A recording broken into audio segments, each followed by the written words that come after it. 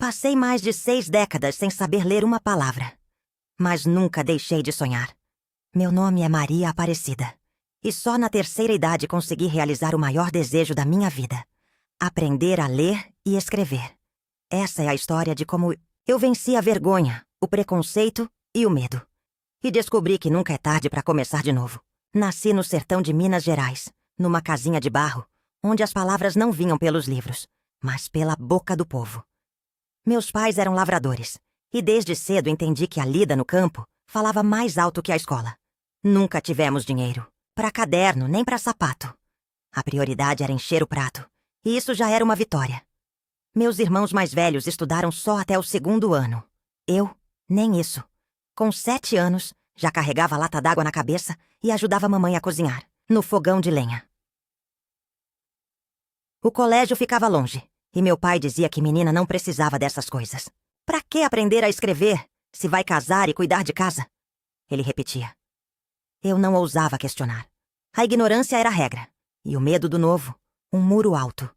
Cresci calada, com vergonha de dizer que não sabia ler. Quando alguém lia uma carta em voz alta, eu sorria fingindo entender. Quando precisava assinar algo, pedia ajuda ou carimbava o dedo. Aquilo doía, mas eu engolia o choro. Os anos passaram e eu me casei com José, um homem simples e trabalhador. Tivemos 5 filhos, todos criados com muito sacrifício. Eu os incentivei a estudar, mesmo sem saber ensinar. Dizia que escola era coisa de gente esperta, de quem queria vencer. E assim eles foram crescendo, indo e vindo com livros na mão e sonhos nos olhos. Eu ajudava no que podia. Preparava o lanche, cuidava das roupas. Mas quando vinham me mostrar as lições, eu desviava o olhar, com um aperto no peito. Mesmo sendo analfabeta, aprendi a vida de outro jeito. Sabia reconhecer o cheiro da chuva, o tempo certo de plantar, o remédio certo para as dores do corpo. Mas dentro de mim havia um vazio, um silêncio, enorme toda vez que via um jornal, um livro, um letreiro. Sentia que algo me faltava, como uma peça do quebra-cabeça. Mas já era velha, dizia a mim mesma. Era tarde demais. Ou pelo menos, era o que eu achava. Me lembro de um dia em que fui ao posto de saúde com dor no peito. Me deram um papel para assinar, e eu travei. A moça atrás do balcão bufou, como se eu fosse um fardo. Dona, é só escrever seu nome, ela disse. Eu tentei explicar, mas a vergonha engasgou minha voz. Ela acabou pegando minha mão e carimbando meu dedo. Saí dali com o rosto quente, sentindo que tinha desapontado até meu próprio nome. Outro momento que me feriu foi no mercado. Fui comprar arroz, mas me confundi com as embalagens. Peguei farinha sem saber. Quando cheguei em casa e percebi o erro, chorei como criança. Me senti burra, impotente. Tinha 62 anos e ainda era enganada por letras. O mundo parecia um grande livro, e eu não sabia nem por onde começar a leitura. Era como viver cercada por portas trancadas, sem nunca ter recebido uma chave.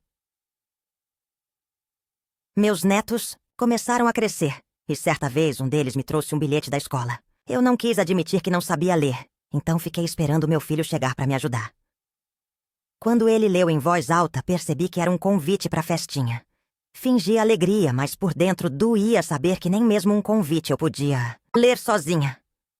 Cada pequeno detalhe me lembrava da minha limitação, um sofrimento mudo, que carreguei por anos. As pessoas não sabem como é cruel viver sem saber ler. Você se sente menos, sente que não tem voz. As humilhações são pequenas, mas constantes. Um letreiro que você não entende, um remédio que não sabe se é para dor ou febre. Uma receita que não pode seguir. Uma carta que não consegue ler do neto que mora longe. E o pior, o medo de ser enganada, de confiar nos outros porque não tem escolha. É como ser cega no meio da luz. Foi numa tarde de domingo que a ideia começou a brotar. Estava sentada na varanda vendo minha neta pequena brincar de professora. Ela tinha feito uma lousinha de papelão e ensinava o alfabeto para a boneca. Eu ri. Mas, de repente, ela se virou para mim e disse: Vovó, você quer aprender também? Aquilo me pegou de surpresa. Sorri, meio sem graça. Mas aquela pergunta ficou ecoando dentro de mim. Será que eu queria? Será que ainda dava tempo? Naquela noite fui dormir inquieta. Me lembrei da minha mãe, que dizia que o saber era coisa para homem. Me lembrei do meu pai, do dedo carimbado, da farinha errada no mercado. Me levantei da cama e peguei um caderno velho do meu neto. Folheei aquelas páginas rabiscadas como se fossem tesouros. Eu queria aquilo. Queria entender, decifrar, participar. Pela primeira vez, desejei estudar de verdade. Não pelos outros, mas por mim. Contei meu desejo pro meu filho no café da manhã. Ele se emocionou. Disse que sempre soube que isso me doía, mas não queria me pressionar. Foi ele quem me levou até o centro comunitário da nossa cidade, onde havia uma professora voluntária que ensinava adultos. Eu tremia por dentro. Achava que iam rir de mim. Mas ao entrar naquela sala, vi senhoras como eu, homens de boné surrado, todos com os olhos brilhando.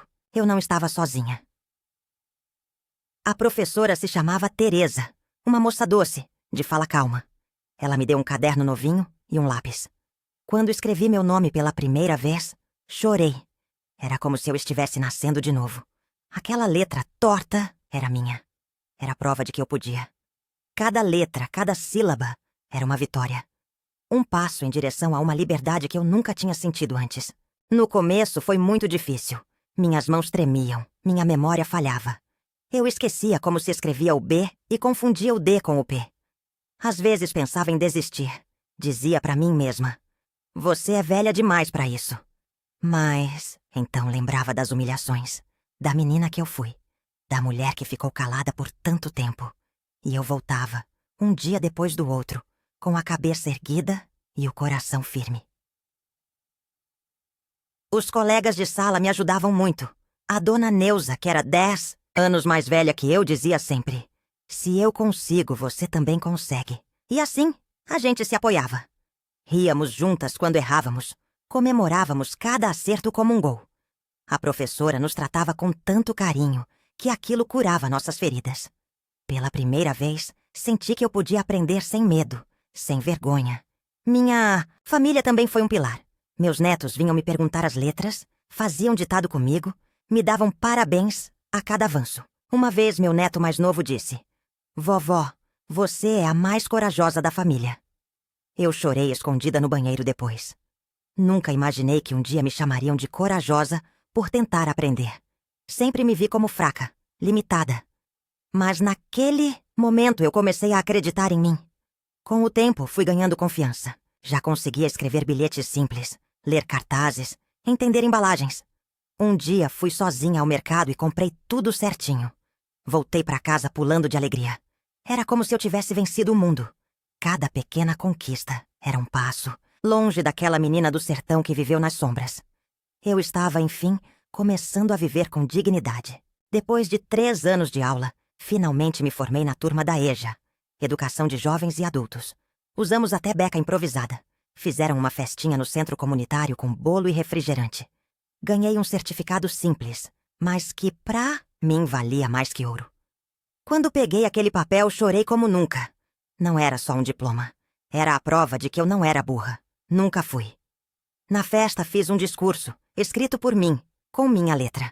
Disse que nunca é tarde para sonhar e que a ignorância não é defeito. É uma ferida que a educação pode curar.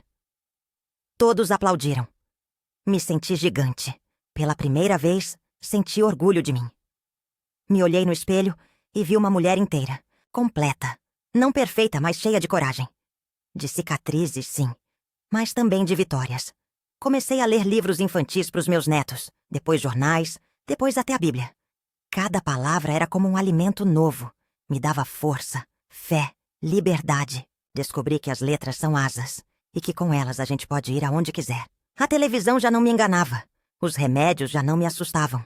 Eu lia, eu escrevia, eu me comunicava.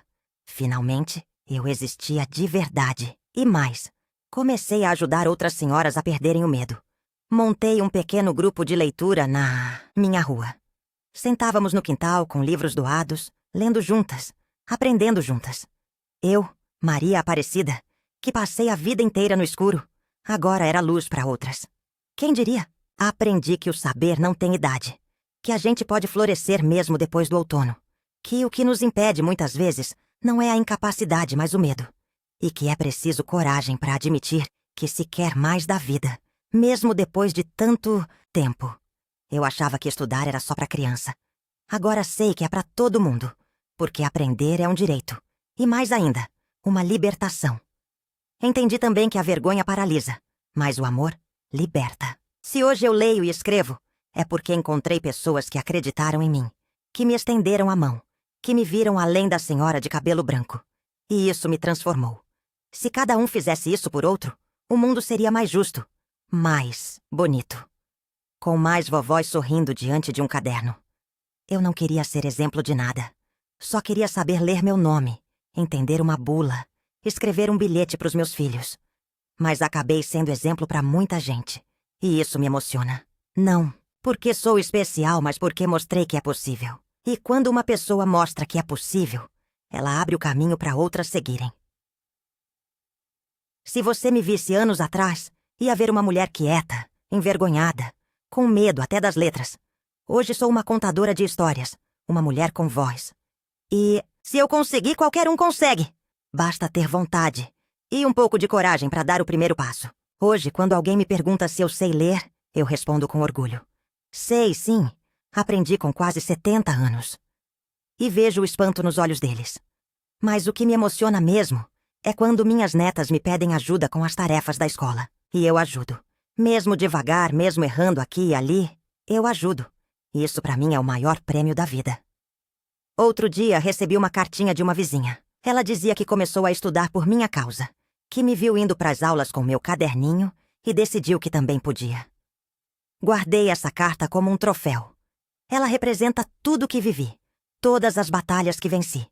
Porque a minha vitória não foi só minha, foi de todas nós que um dia fomos silenciadas. A Maria Aparecida que vive hoje é outra, mais segura, mais alegre, mais inteira. Ainda sou a mesma senhora que faz café passado e bolo de fubá. Mas agora sou também a mulher que lê histórias, que escreve cartas, que entende o mundo. E isso não tem preço. Isso é liberdade. Se você chegou até aqui, ouvindo minha história, eu só te peço uma coisa. Nunca subestime o poder do saber. E nunca ache que é tarde demais. Porque enquanto há vida, há caminho. E aprender é um ato de coragem. Eu sou prova disso. Se a minha história te tocou de alguma forma, não esquece de deixar o like, compartilhar com alguém que precisa ouvir isso. E claro, se inscreve no canal para acompanhar outras histórias reais que inspiram e emocionam. Um beijo da vó Maria Aparecida e até a próxima.